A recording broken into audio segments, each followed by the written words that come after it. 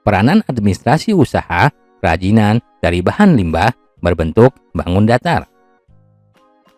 Menurut pendapat Profesor Dr. S. Prayudi Atmosudirjo, SH, administrasi adalah proses dan tata cara kerja yang terdapat pada setiap usaha, baik usaha kenegaraan maupun swasta, usaha sipil maupun militer, atau usaha besar maupun kecil.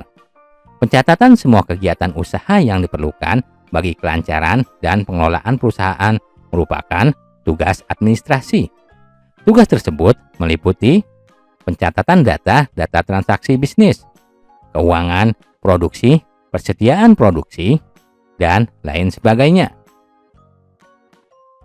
Adapun maksud dan tujuan dari adanya administrasi adalah agar wirausahawan dapat memonitor kegiatan administrasi perusahaannya, dapat mengevaluasi kegiatan-kegiatan pengorganisasian perusahaannya, dapat menyusun program pengembangan usaha dan kegiatan pengorganisasian perusahaannya, serta dapat mengamankan kegiatan-kegiatan usaha dan organisasi perusahaannya. Perencanaan administrasi usaha kerajinan pada dasarnya terdiri dari perizinan usaha, surat menyurat, pencatatan transaksi barang atau jasa, pencatatan transaksi keuangan, dan pajak pribadi serta pajak usaha. A. Perizinan usaha.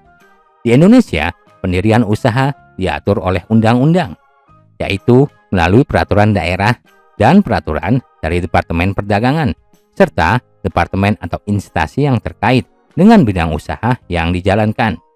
Surat-surat harus yang disiapkan ketika akan membuka usaha adalah sebagai berikut.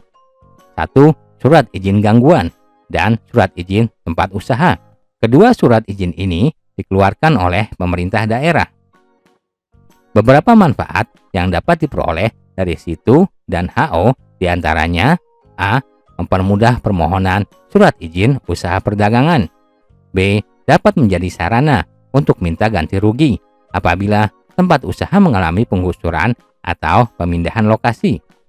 C. Memperoleh jaminan perlindungan keamanan dan dapat digunakan sebagai jaminan pinjaman modal di bank.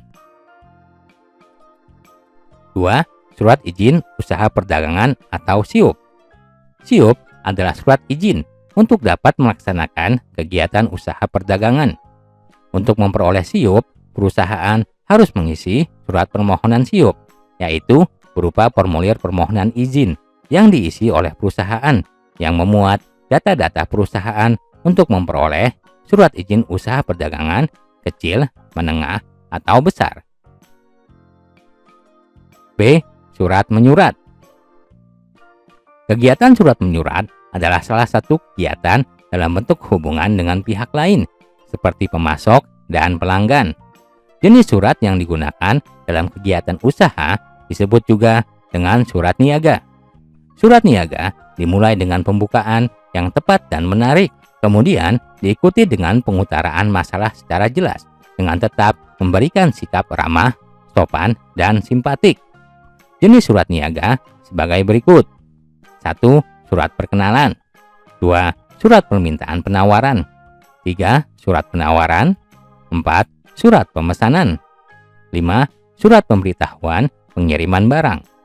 6. Surat pengaduan. 7. Surat pengiriman pembayaran. C. Pencatatan transaksi barang atau jasa. Secara umum, bukti transaksi perusahaan terbagi menjadi dua, yaitu bukti transaksi internal dan bukti transaksi eksternal. 1. Bukti transaksi internal.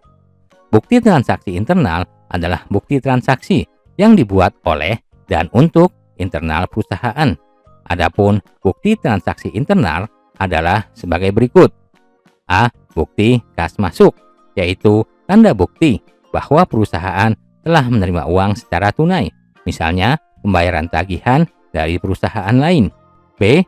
Bukti kas keluar, yaitu tanda bukti bahwa perusahaan telah mengeluarkan uang tunai, misalnya pembayaran gaji, pembayaran hutang, atau pengeluaran-pengeluaran lainnya. 2. Bukti transaksi eksternal. Bukti transaksi eksternal adalah bukti transaksi yang berhubungan dengan pihak luar. Bukti transaksi eksternal sebagai berikut. A. Faktur. Faktur yaitu tanda bukti pembelian atau penjualan secara kredit. Faktur dibuat oleh penjual dan diberikan kepada pihak pembeli. B. Kwitansi. Kwitansi adalah bukti penerimaan sejumlah uang yang ditandatangani oleh penerima uang dan diserahkan kepada yang membayar sejumlah uang tersebut. C. Nota. Nota yaitu bukti atas pembelian sejumlah barang secara tunai. Nota dibuat oleh pedagang dan diberikan kepada pembeli. Nota debit.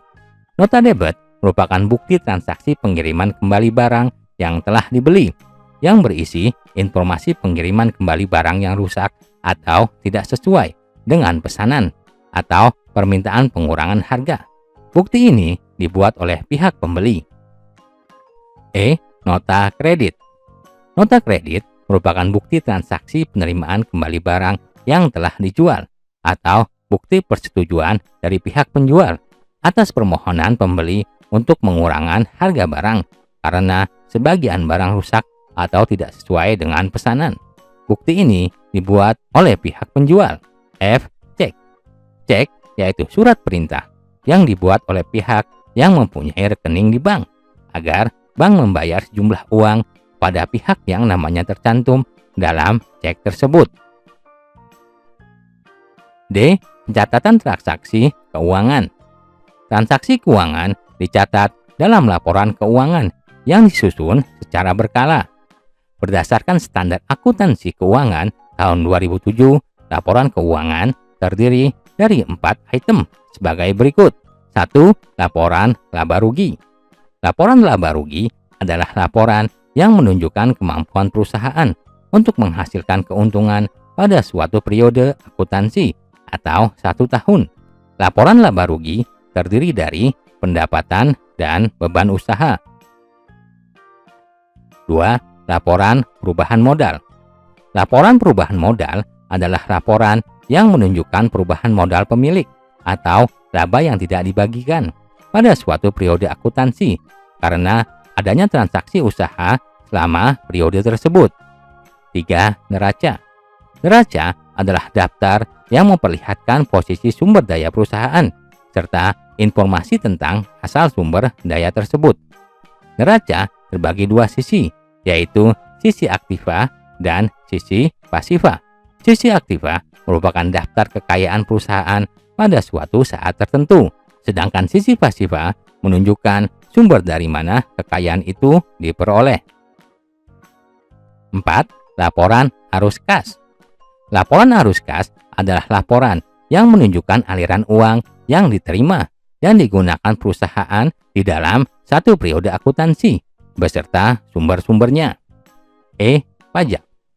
Setiap wajib pajak harus memiliki NPWP atau nomor pokok wajib pajak, yaitu nomor yang diberikan kepada wajib pajak sebagai sarana dalam administrasi perpajakan yang dipergunakan sebagai tanda mengenal diri atau identitas wajib pajak dalam melaksanakan hak dan kewajiban perpajakannya.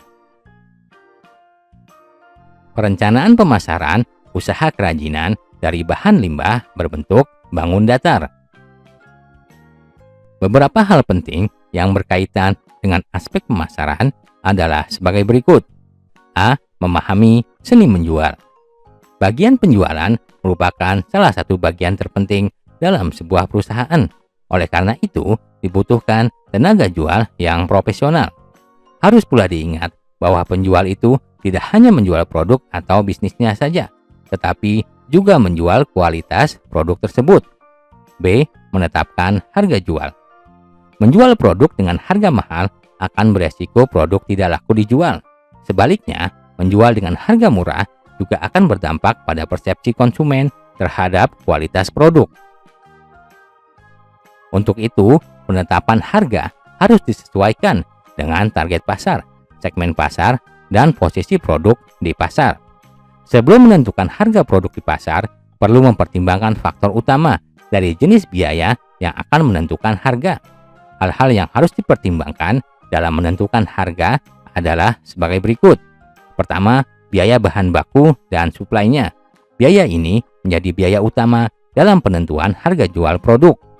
Kedua, biaya overhead. Biaya overhead menjadi faktor penting yang bisa dianalisis dalam penentuan struktur harga. Contohnya adalah biaya administrasi, biaya pengiriman, biaya alat tulis kantor, biaya sewa kantor, biaya telepon, dan biaya listrik. 3. Biaya tenaga kerja merupakan biaya tenaga kerja dalam memproduksi barang jadi selama proses produksi dan biaya tenaga kerja yang bekerja di kantor. Contohnya adalah biaya gaji karyawan, uang lembur, intensif, atau bonus. Untuk menentukan harga jual sebuah produk, maka perlu mengetahui total biaya yang dibutuhkan dalam membuat produk tersebut. Biaya total sama dengan total biaya bahan baku, ditambah total biaya overhead, ditambah total biaya tenaga kerja. Penentuan harga jual produk juga dapat ditentukan dengan 3 cara, sebagai berikut ini. 1. Harga berdasarkan harga pasar. 2. Harga berdasarkan biaya. 3. Harga berdasarkan titik impas. C. Menganalisis kepuasan pelanggan. Kepuasan pelanggan adalah tingkat perasaan seseorang setelah membandingkan kinerja produk yang bisa dirasakan dan sesuai dengan harapannya. Metode-metode yang bisa digunakan untuk mengukur tingkat kepuasan pelanggan adalah sebagai berikut. 1. Sistem keluhan dan saran. Sistem ini bisa menggunakan cara formulir isian, kuesioner, uji sampel secara langsung dengan cara tanya jawab pelanggan, email, faksimil, telepon, dan situs jejaring sosial. 2. Survei kepuasan pelanggan secara berkala. Sistem keluhan dan saran tidak bisa mencerminkan secara tepat dan akurat apabila hanya sekali dilakukan. Oleh karena itu, perlu dilakukan lebih dari 1 kali survei agar diperoleh tingkat keakuratan yang lebih baik. 3. Ghost shopping atau mystery shopper. Cara ini adalah memperkerjakan orang untuk berpura-pura menjadi pembeli. Orang ini akan melaporkan hal-hal positif dan negatif dari pelayanan serta manfaat dari sebuah produk. D. Promosi. Promosi adalah suatu aktivitas yang dilakukan oleh perusahaan guna mengkomunikasikan, mengenalkan, dan mempopulerkan kepada pasar sasarannya. Ada 6 kegiatan dan rencana yang bisa dilakukan untuk mengkomunikasikan produk dan merek usaha. 1. Penjualan personal. 2. Iklan. 3. Promosi penjualan. 4. Publikasi. 5. Sponsorship. 6. Komunikasi di tempat konsumen yang akan membeli atau pin of purchase.